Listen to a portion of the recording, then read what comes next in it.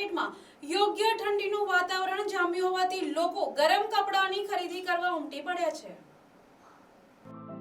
નવસારી જિલ્લામાં છેલ્લા 40 વર્ષથી ગરમ કપડાં વેચવા માટે હિમાચલ પ્રદેશથી વેપારીઓનું જૂથ તિબેટિયન માર્કેટ નામ હેઠળ દુકાનો લગાવે છે અને આ વર્ષે પણ તેઓ ટાટા હોલ પાસેના પાર્કિંગ પ્લોટમાં વેપારની શરૂઆત કરી છે। નવસારી શહેરમાં આવીને ઉદ્યોગ ધંધાની શરૂઆત તો કરી છે અને નવેમ્બર મહિનામાં જ ઠંડીનો ચમકારો વધતા લોકો ફાર્મ કપડાની ખરીદી કરવા ઉમટી પડતા તેજીની શરૂઆત થઈ છે।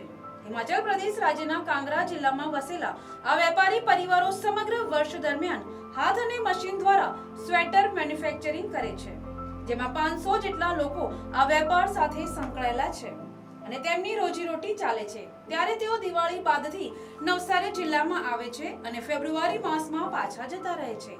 જો આ રીતે ગરમ કપડાનું વેચાણ ચાલુ રહેશે તો તિબેટિયન માર્કેટના વેપારીના જણાવ્યા મુજબ આ વર્ષે લાખો રૂપિયાની કમાણી થશે તેવું હાલ લાગી રહ્યું છે। जैकेट, स्वेटर्स, बच्चों का मोजा, लेडीज स्वेटर्स, वुलन का। हम लोग ये चितौपुर से। भाव तो सेम ही है सर। हाँ, पहले है 19-20 का फर्क है, सेम ही है जी। हाँ, गाकी निकली है, बहुत अच्छा निकला है। हाँ, उस साल से अभी इस साल थोड़ा ठीक है, पिछले साल के अपेक्षा। हाँ जी।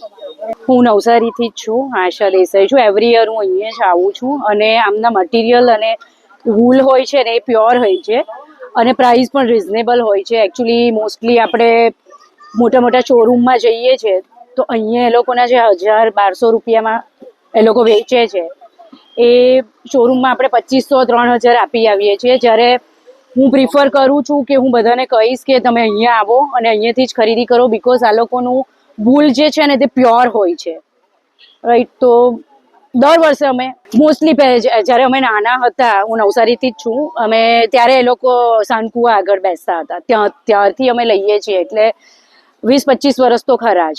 Bureau report NDC